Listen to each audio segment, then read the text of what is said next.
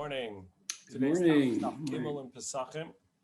And yesterday we saw the Mishnah had said that Or La Ba'asar, literally to the light of the 14th day, we check for chametz in our homes and in our storage areas to the light of a candle. And the Gemara brought two opinions of whether Or, referred to in the Mishnah, is Naghi, which we translated as morning, and Leili, which we translated as night. And the Gemara brought multiple proofs so far that the word Or, literally meaning light, is a reference to the evening of, before the day. And the Gemara is going to continue proving that from other Mishnaic texts, and ultimately come to the conclusion that indeed everybody agrees that it does mean the night before the day. So the first halacha the Gemara, the Bryce of the Gemara is going to bring today deals with the korban that is brought, the offering that is brought by a woman after she gave birth.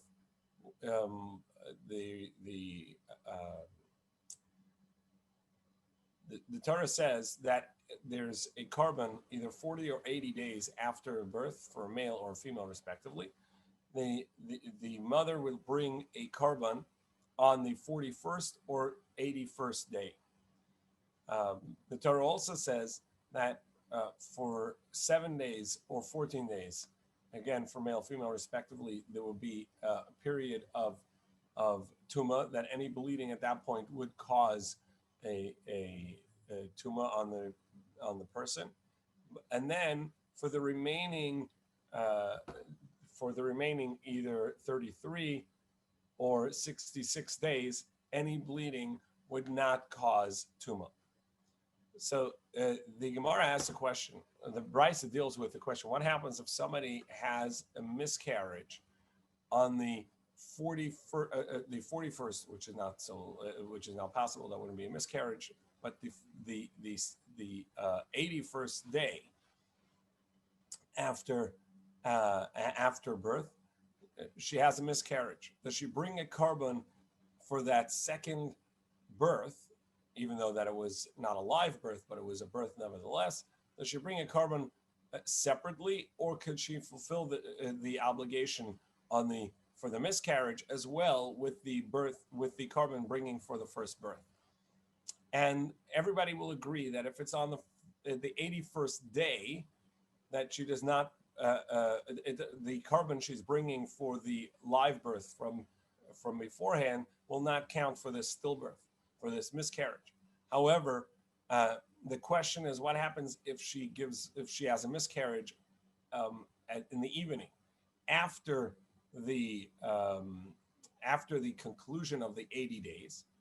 Because the sun has set already, the stars have come out, it's the 81st day. However, since it's the evening, she cannot bring her korban anyhow, so she's not obligated in bringing this offering. So maybe it does cover. That's the question at hand. So hamapeles, or so the last three words of base on base 2b, mesave marzutra. Marzutra asks a question, and the question is at the beginning of 3a Gimel Amid Aleph. Hamapeles or l'shmonim echad. Someone who has a miscarriage, or over here too, it means the evening of the 81st. So the proof is going to be from this text here. So or l'shmonim echad. Beishamai poter mikorban. Beishamai say she's exempt of a korban because the korban that she's going to bring, that she would have brought the next day, is going to cover this, and that's the korban that would come for the first birth. And therefore, once she completes her tahara process for the miscarriage, she can bring a korban for both, and one korban will cover both. And Basil say no, she needs to bring a separate korban for each. Amar Beis Hillel Beis Shammai. So Basil said to Beis Shammai, we can prove our point. Why is it different to you the night of the 81st from the day of the 81st? The day of the 81st, you agree to us that, look, she's obligated in a korban already, and that obligation is in place because the day has come. And so therefore, becoming obligated again is going to be a separate obligation, and you can't. And the carbon of the for the first birth will not cover this stillbirth. So too, the night before as well. How is the night before the 81st, the night of the 81st, any different than the 81st itself?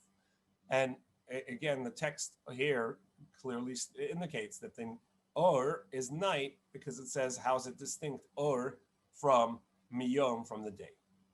So the Brisa continues, and Beis Hillel challenges Beis Shammai from this as well. Im shiyua lo l'tuma im shiva l'tuma ein lo yishva lo l'karban. If they are compared in regards to tuma, meaning that once the 81st day comes, any bleeding would be considered menstrual bleeding and would cause tuma. So too, it should be for carbon, and the night and the day would be a new obligation for a new offering for this stillbirth or miscarriage. And the Beis Shammai respond in the end. Beis Hillel accepts Beis Shammai's response, but for what we need here, midikame Beis Hillel Beis Shammai, since Beis Hillel said to Beis Shammai, Maishna or Shemayna ve'echa miyom Shemayna ve'echa, since Beis Hillel said to Beis Shammai, how is the evening of the night before the 81st any different than the day of the 81st? So we see that the term means, even though the translation is light, it's referring to the night before the day. Shmamina urto. So we see means night. Shmamina, indeed, that's a good proof. Mesave, we ask a question from here. The halacha is that every carbon, other than the ascent offering, the ola carbon, every carbon has to be eaten. It must be eaten the day it is brought and the night thereafter until the morning. Before the morning, it must be eaten. Besides for the category of shalomim, peace offerings, shalomim offerings are eaten the day they are brought, the night after, and the next day as well. And you're not allowed to leave any over beyond that into that evening. However, as opposed to the leftovers of a regular carbon, which end at the end of the night, that morning you would burn the leftovers. The leftovers of shalom also burnt in the morning, skipping that second night. That's the halacha. So the Brisa here too is going to discuss this, and we're going to ask the questions about it, and from there we'll see that again that or means the night before. Yochel yehi nechal or l'shlishi. Perhaps you can eat the carbon as well in the evening of the third day. So again, on let's say Sunday, the carbon is brought, so it's eaten. Sunday is the first day, the night. Monday is the second day, eaten as well. Perhaps you can even eat it the evening, which is the night before the third day, or l'shlishi, v'dinu. And I have a reason to compare it to the other karbanos and say that. Most karbanos are eaten for just one day, the day that it has been brought and that night. So it's only eaten for that one day. And a shlamim, a peace offering, can be eaten for 2 days. Just as over there, by all other karbanos, all other offerings, the carbon is eaten not only the day it's brought, but the night thereafter. So too, a shalamim, which are eaten the second day as well, the night thereafter should be allowed as well. Just as malahal and laila achayom, just as there by regular karbanos, the night after the day is also a time for eating it. Afkan laila achayom. So too by a shalamim, you can eat it the night of the third day, meaning for the next night as well. So the Torah says on the day that you bring the carbon, you shech the carbon, that's when you eat it. And on the next day as well. And what remains until the third day, until the day, that needs to be burned. So from here we see on the day that it is, during the day it can be eaten, but once the day is over, it cannot be eaten anymore.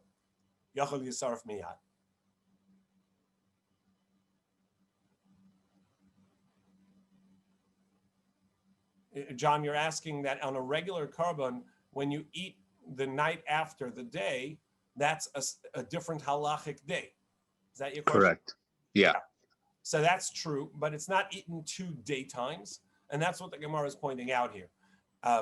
That it's not eaten 2 daytimes; it's eaten 1 daytime and the night thereafter. The shalamim are eaten 2 daytimes, to which the Gemara says, well, then that precisely is the question. So therefore, the nighttime, which comes after the day, just as by the regular carbon, the nighttime after is also permissible. So to here, the nighttime after the day should be, the second day should be allowed to be eaten. And that they say, no, that the text of the Pasuk tells us that it's only during that daytime, and the end of the day, it cannot be eaten. Just as an aside, even though in all halachic matters, the halachic day begins in the night and then the day. So sunset or really at when the stars come out begins the next day, as we saw yesterday's daf. That when the stars come out, it's the change over to the next day. In the Beis HaMikdash, in regards to most matters, the day began in the morning at light. So every carbon was brought that day and was completed the night after by being placed on the mizbeach. And so too with eating it, the carbon begins that day and is completed the night after. So this concept of that we know throughout almost all halacha, that daytime is the end of the 24-hour period a day, and the beginning of the 24-hour day period begins at night, and so it's night and then day. That does not apply to the Beis HaMikdash, to offerings in the Beis HaMikdash. Not a discussion for now why, but that's much or almost everything that happens in the Beis HaMikdash is day and then night.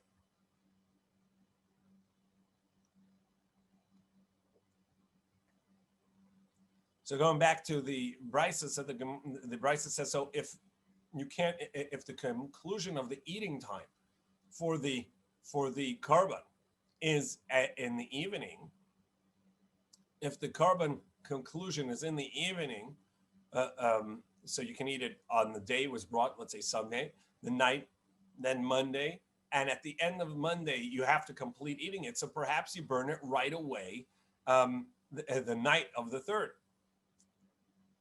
V'dinu, and I can compare it to other karbanos and say that this is logical.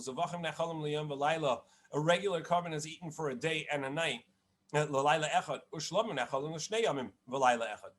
shlamim is eaten for 2 daytimes and the night between. Just as with a regular carbon, which can be eaten through the night after it was brought. Once the morning comes, you have to stop eating it and immediately are obligated to burn the remainder. Afkan, take a flachilas reifa, so too perhaps here, where you eat it during the second day as well. And then once the end of the eating time comes, when the night turns into the next, becomes the halachic next day, Serefa, you have to burn it right away.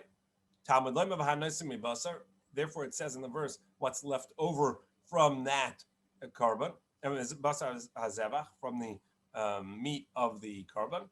By Yom HaShalishi, on the third day, be'esh sarif it shall be eaten. By Yom HaTasarif, you burn it by day, v'yat sarif b'layla, but you do not burn it at night. So hence we have the halacha that with the shalamim, you eat it for the day it was brought, the night thereafter, the next day. At the end of the day, you must stop eating it, and whatever remains does not get burned then, but the next morning. That's the halacha. What's relevant to our conversation is that the night of the after the second day, the night before the morning of the third, where you burn it, is called throughout this pasuk. It's called throughout this brisa. It's called shlishi, the night before the third day. So you see again urtuhu. Midika amar yeh nechal l'shlishi. Since it starts off with the question, perhaps you can eat it the night before the third day. Alma urtuhu. So we hear from there, so that the word or does mean nighttime. Shemamina, indeed, that is a good proof text. We can deduce it from there. Tashema, come in here. Another proof. This Bryce is a little easier in context because we know the context for it. Ur shel Yom Kippurim, the night of Yom Kippur. Again, the text over here is using Ur for the night of. So the night of Yom Kippur, Mispalel Sheva, the Amida, the Tefillah, the silent Tefillah has 7 brachos.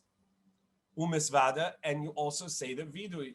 You also say expressions of regret for particular sins. Shachris in the morning, same thing. Mispala Sheva Misvada. You say the Amida of 7 brachos for Yom Kippur. The 3 all Amidas have the first 3 brachos the same, the last 3 the same, and the middle is for Yom Kippur. Umisvada, you say vidui. You say the expression of sin again. But Musaf, Mispal Sheva Misvada, Musaf, same thing, 7 brachos and vidu. But Mincha, Mispal Sheva Misvada, Mincha, say 7 brachos and vidu. The text is missing here, but elsewhere in Yoma and Anida, there's another line here. But Ne'ilah, same. Mispal Sheva, you say the 7 blessings, Umisvada, and you say vidu, you say the expression of sin.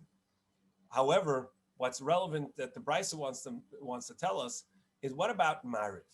You say you've been fasting for 24 hours, you're ready to daven Mariv and then make Havdalah and eat. Do you daven the Amid of Mariv a regular 18 brachas, or can you say an abridged version because it's been a long fast? But Arvis Mispal Me'in Shemone Esrei. So the first opinion says you can say an abridged version of the Amidah. Rabbi Hanina ben Gamliel says, now, Rabbi Hanina ben Gamliel says in the name of his ancestors, Mispal Shmane Esrei Shlemes, you say the complete 18 brachas. The reason you cannot say the abridged Amida is because you need to say the 4th bracha, Atachone, the prayer for wisdom and understanding, in order to say Havdalah, which we include at the end of Shabbos and at the end of Yantiv in the 4th bracha. We say a special addition for Havdalah, so that must be said. And so you can't say the abridged version because where you're going to do the inclusion, the insertion, the additional part for Havdalah.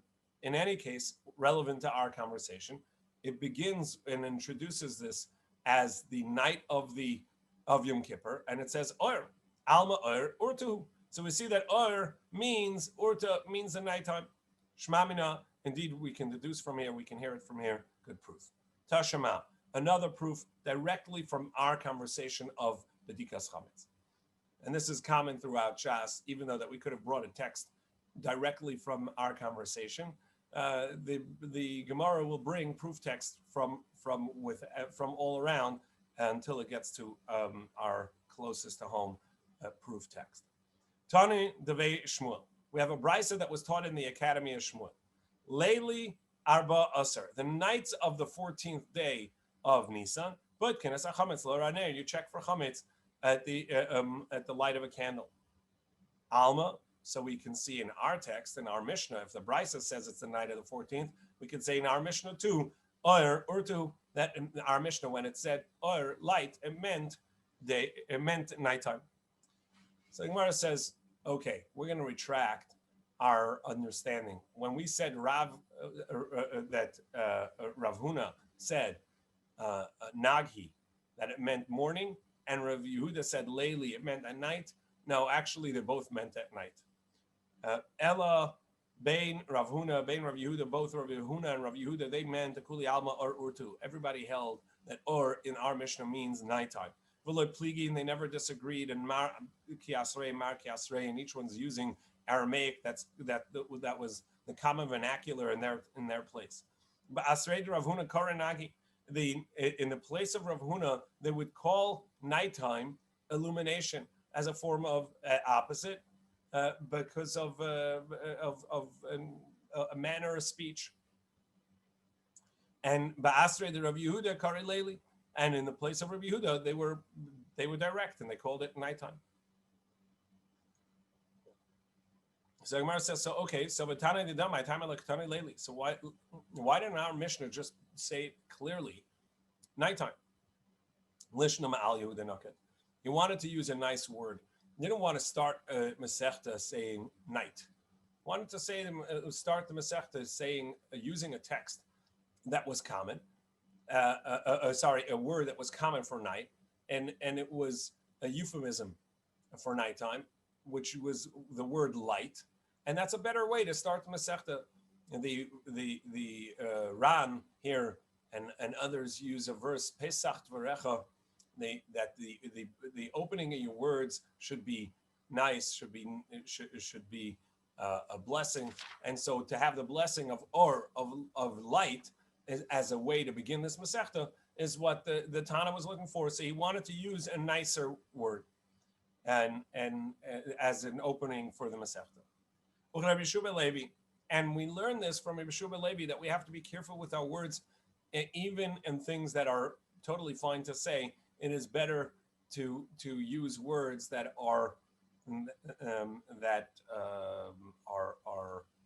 nicer, more appropriate. Sometimes it's not a question of appropriate, but it's nicer. So that's what was going on here. Rabbi Shua Levi said, person shouldn't express shameful or inappropriate or not nice things from their mouth. Share. How do we know this? Because we can see the Torah added eight letters and didn't say anything that was not appropriate. Where do we see this? For it says when the Torah accounts for the animals that came into the teva with Noach, it says from the animals that are tahor, that are pure, and from animals which are not tahor. Rather than saying which are tameh, which would be shorter, it said which are not tameh and which are not tahor, and that's more verbose. It's longer, but nevertheless, it's a nicer way of saying the negative. Rav Papa Amar Tesha. Rav Papa says actually 9 letters. Shenema, for it says Ki yivacha ish asher lo yiheh tor, as it says in the parsha, in the discussion of tameh, of somebody that is tameh and needs to leave the camp. It says, if there shall be amongst you a man which shall not be tahor, instead of saying which shall be tameh. So that's it said it in this way, not being tameh, not being tahor, as a nicer way, a less negative way. Obviously, it says it in the negative, but not saying they are tameh, but rather they're not tahor, which is nicer. Mikre Laila, on account of an occurrence at night, meaning semen emission. Ravina says Eser, that we find it in 10 letters because there's an additional vav in the word tahor. Tahor can be written with or without a vav, and it's written with a vav, the tahor. Rav Acha bar Yaakov Amar Sheishes. Actually, we have a place that there were 16 extra letters. Shenemar, because Shaul, and in the story when Yonasan and David were trying to figure out how mad Shaul was at David, so Yonasan said, "You wait out in the field. I'm going to go to the Rosh Chodesh party, and you won't be there, and I'll say you went to a family party, and we'll see how my father responds." And the first day of Rosh Chodesh, Shaul did not speak at the Rosh Chodesh party, and the Rosh Chodesh meal. Ki Amar, for he said, "Mikra hi bilti tahor." There is an occurrence that happened which is not pure. Ki bilti tahor, ki lo tahor, because it's not pure, meaning that he became tameh. But rather than saying that he had become tameh, he said an occurrence that isn't pure happened because it's not pure. So we see that he went to length to indicate the tumah status without actually saying it. Again, a nicer way of saying it. Tanya Dve Rabbi Shmuel. Rabbi Shmuel's academy taught a person should always speak in a clean language. Because when with the zav, the Torah says anything that the zav and the zava sit on are also susceptible to tumah. This is called moshav or merkav or merkav moshav or tumas midras. We've seen this multiple times. A pressure tumah. Yet when the Torah wants to express this in regards to a female, so bezav karim merkav. By a male, it calls it the saddle, what it rides on. And be'isha karim moshav, and for a woman, it calls it the seat where they sit on. Not to, since riding a saddle requires sitting in a manner that legs are spread apart, and so it doesn't want to make that reference in regards to a woman. But Omer, and it says v'tifchar lashon arumin, and the verse says further, and you shall choose wise language. But Omer, it says v'da'as safasai bar leilu, and the understanding or the depth of knowledge of my lips are speak clear words. So Maiva Omer, why do I need the second verse? Maybe only the Torah is careful with its words that way. But in rabbinic texts, we don't need to be careful to be that pure in the language. Tashama, that's why it comes and teaches us that it says in the verse, and you shall choose the words of a tongue of the wise. And maybe it's only in Torah matters in rabbinic texts, but not in just when you're talking in simple language. So therefore it says, and my lips speak clearly with understanding and knowledge. Now the Gemara says, okay, so the Gemara starts challenging many of these statements. Is it really true that the Torah doesn't use merkav, a saddle, a riding for a woman? Of isha loy? Like Sibba Merkav, it doesn't say so. V'haksiv, and it says in last week's parsha, Eliezer brings Rivka back. 2 weeks ago, the parsha, Eliezer brings Rivka back to Yitzchak as a wife, and it says that she and her maidens got on the camels to ride. Rivka v'naraseva terkavna al gamalim, and it says they saddled up, as it were. They were riding on the camels. The Gemara says yes, on camels. Nobody sits side saddle on the camel. Camel, for protection, everybody's going to sit riding. So the Torah spoke in the manner that's normal. Because it's dangerous on camels. That's the normal way. That's the manner for speech as well. Well, on a donkey, for sure, that's not necessary, and people sit side saddle. Women sit side saddle, and yet it says that Moshe took his wife and sons and put them on the donkey. So the Gemara, we go to 3b, Gimel Amud Beis, and the Gemara says Hasam over there, Mishum Banav. Yeah, because it mentions in one statement his wife and kids, his sons. So it makes sense that they would mention regular riding as well.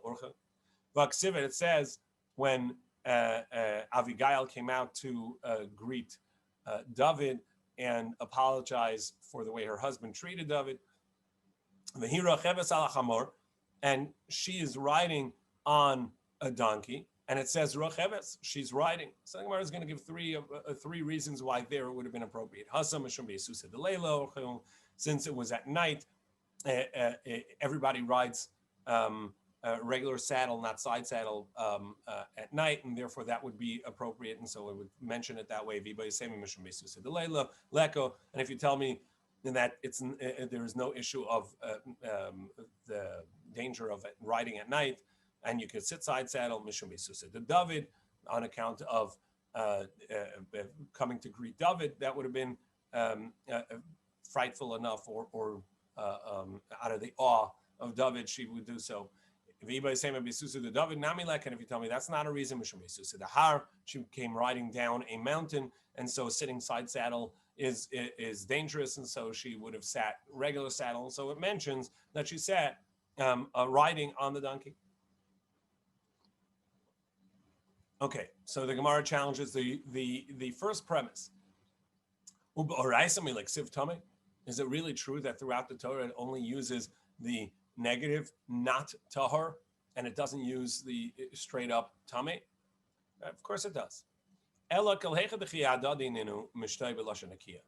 So the truth is that in general we have a rule that a teacher should be most precise, and therefore only where the wording would be equal is it appropriate to use a nicer language and not say the negative, not say something bad, but rather say it in the opposite of good, and say, instead of saying tameh, you would say not tahor.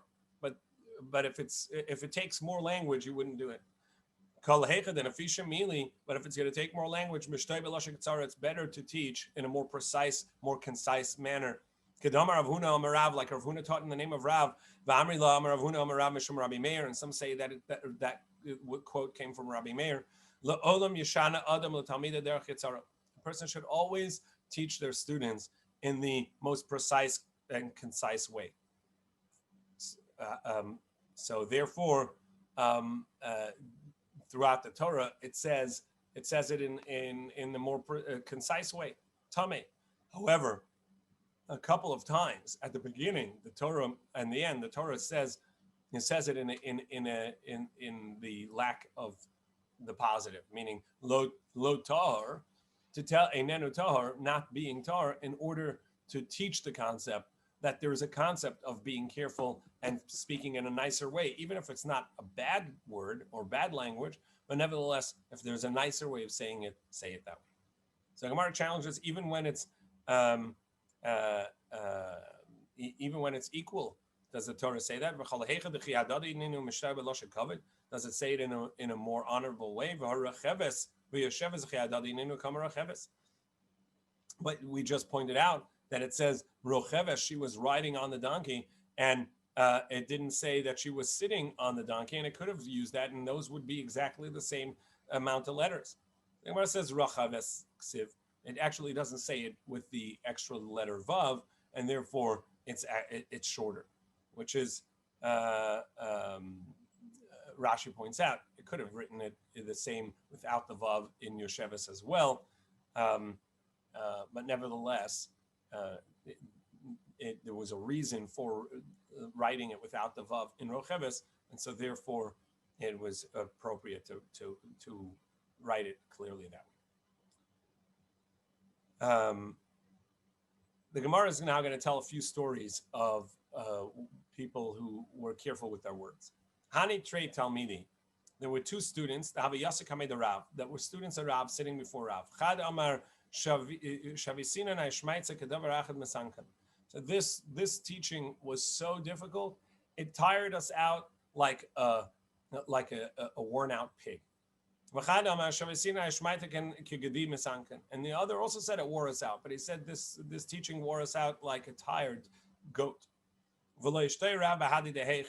Rav gave the student who said like a tired pig, it gave him the silent treatment. Didn't want to speak to him to show him that was not an appropriate way of talking about the studies. Hani Trei Talmidei Aviyasa Kamei Hillel. There were two students sitting in front of Hillel. One of them was Rabbi Yochanan ben Zakkai. And some say no, it wasn't. This story didn't happen in front of Hillel, Kamei the Rebbe. Some say that it was in front of Rabbi Yehuda Anasi. And one of the two students was Rabbi Yochanan. So we know the student was Rabbi Yochanan, either Rabbi Yochanan, the one that we refer to, who was the founder of, or the leader of the Talmud of Eretz Yisrael, or Rabbi Yochanan ben Zakkai many generations before, but also Rabbi Yochanan. And they were one of the two that was sitting in front of the teacher. Chad Amar, and whatever whoever this happened with, the story was that they asked, why is it that in regards to the harvesting of grapes, which is called boitzrin, that you have to have a vessel that is not tamei, a vessel that is tahor. Whereas in the harvesting of olives, you do not need a tahor vessel. And as we know, produce is susceptible to tumah only when it has become wet. And basically, the idea is that the grapes that come out, the juice that comes out of grapes is a juice that is wanted, and therefore it would make the grapes susceptible to tumah. With olives, right away, the juices coming out are not wanted because it needs to first sit and ferment and soften. So there, it is not going to make it susceptible to them. It's not yet a finished product. In any case, the question was asked, Why is it that when you do betzira, which is the harvesting of grapes, you need a tahor vessel? But you do not do mesika, which is harvesting of olives, with a tahor vessel. So he doesn't say that you may use a tummy vessel. He said, do not use a tahor vessel. And the other says, and the other asks the same question essentially, but use the words, why is it that you can use a tummy vessel for harvesting the olives? Omar. So the teacher said, whether Rebbe or Hillel, Muftachani bazeh, I am assured about this person that was careful with his words. Shemara harabi Yisrael. He will be a leader and a teacher of halacha in Yisrael. And indeed, it wasn't very long until he did ascend and come to that level of being able to teach and rule in halacha. Hanit Tlase Kahani. The Gemara tells another story of 3 Kahanim who had gotten a portion of the showbread. There were 12 breads that each Shabbos would be switched out, and the Kahanim, whichever family Kahanim were on duty for that week, they would get to portions of the bread, and depending on how many members of the family, they would get larger or smaller portions. Normally, we say that you need at least a kazayas, an olive size, to count as having eaten kachim, eaten a part of the carbon, anything that's holy in the Beis Hamikdash and the temple. However, here this is divided to every member of the family on duty, and so therefore they sometimes got very small portions. So there were 3 kahanim. One said I got like the size of a bean. One said I got an olive size. He said I got like a lizard's tail size. But so they started checking about this guy. That's not nice language. Who is this guy? And they found that there was a hint of invalidation with him. And this means that they found some ancestor that was not a proper Kohen. Vahatanya, so Gemara says, wait, but we learned once somebody has served in the temple, we're served at the Mizbeach, no need to check anymore. Because we know that since the Beis Din and the Sanhedrin sat in the temple, anybody that came to work, they would check through their documents and proofs of lineage to prove that they are a kosher Kohen to do service. And so there was no need to check. So why would we check this person after he's already doing service? So Lo Tem Hashem, so he said, you're right. Not that there was a hint of invalidation, but there was something that showed a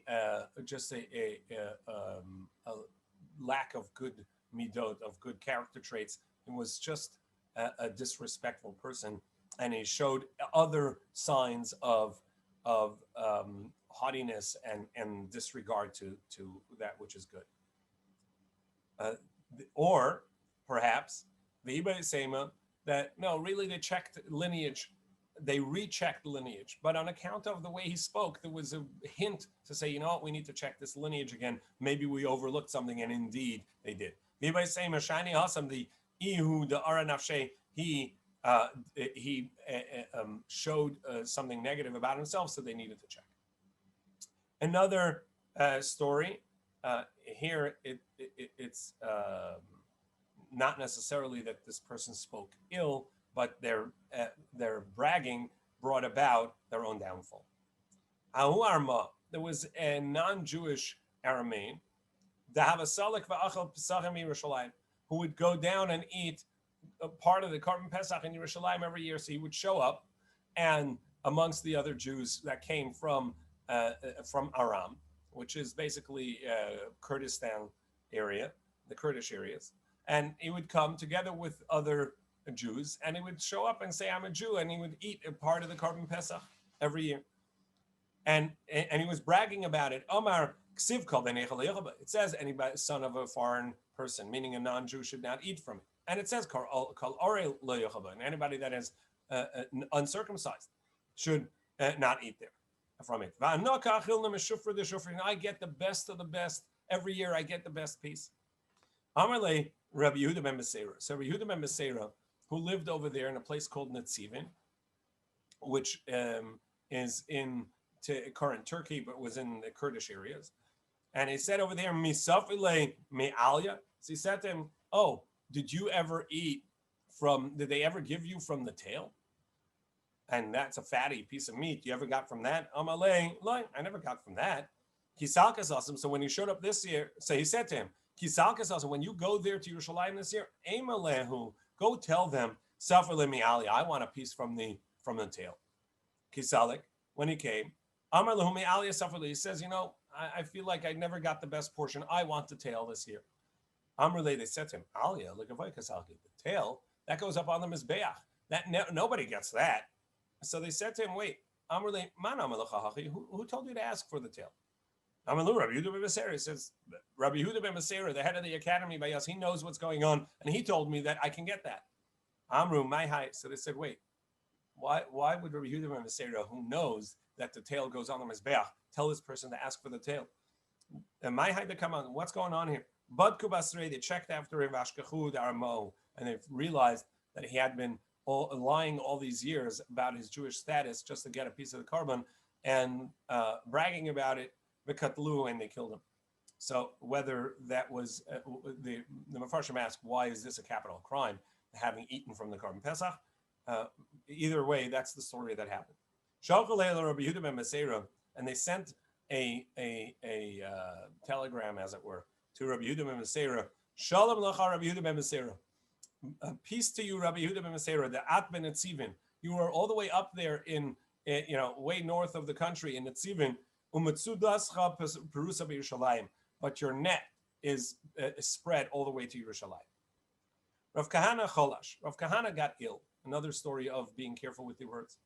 Shadrua Rabbanon Rabbi Shua Bereder of Idi. So the Chachamim sent Rabbi Yehuda, Rabbi Shua, the son of Rav Idi, to check on him to see how he's doing. Amr leZil B'Doik Ma'adine. Go to see how he's doing. Asa Ashkechei Denach Nafshe. When he came, he saw he had already passed. Kare Lilavushe. So he tore his garment, Kriya, as a student of a teacher would. But then, not to show that he had torn his garment, rent his garment, so he turned his shirt around, ubachi, and he cried, va'asi, and then he came to his friend, back to his friends. Amr le'nach nafshe. They said to him, "What happened? He died." Amar lehu anala kamina. He said, "I didn't say that." Motzi dibo uksil. Someone who speaks negative words out of his mouth is a fool. I don't want to be a fool. I'm not going to speak negatively. In the last story, Yochanan Chakuka, Yochanan, Tasa says the scribe, or Rashi says it's just a nickname they had for him. Nafak L'Kuriyasa, he went out to the villages to see how the crop is doing. Kiyasa, when he came back to town, Amr Lechitim Nasi Yafas, are the wheat's doing well? Amar Lehem Sa'ur Nasi Yafas. He said to them, the barley's doing well. Not the thing you want to hear. Amrulay, so they said to him, "Say baser l'susa v'chamarim." Oh, go tell the horses and the donkeys. In other words, that's animal feed. Why are you telling us about the barley? As it says, also as it says that the barley and the hay is for the horses and the ride. So my why were they upset with him? What should he have said? He didn't want to say that it's bad. So what should he have said? He should have said, he said, last year we had a good crop. Hinami adashim nasi, or another human a human crop such as beans, that they're doing well. In any case, the teaching over here is that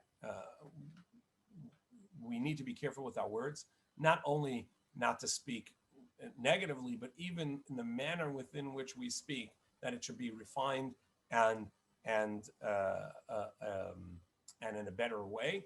However, when teaching, we need to be precise and concise so that the students can retain the information. And in our Mishnah, the choice of Or was because we wanted to begin a Masechta with light rather than with night. Tomorrow we'll continue with some of this and get more into the obligations of checking for chametz.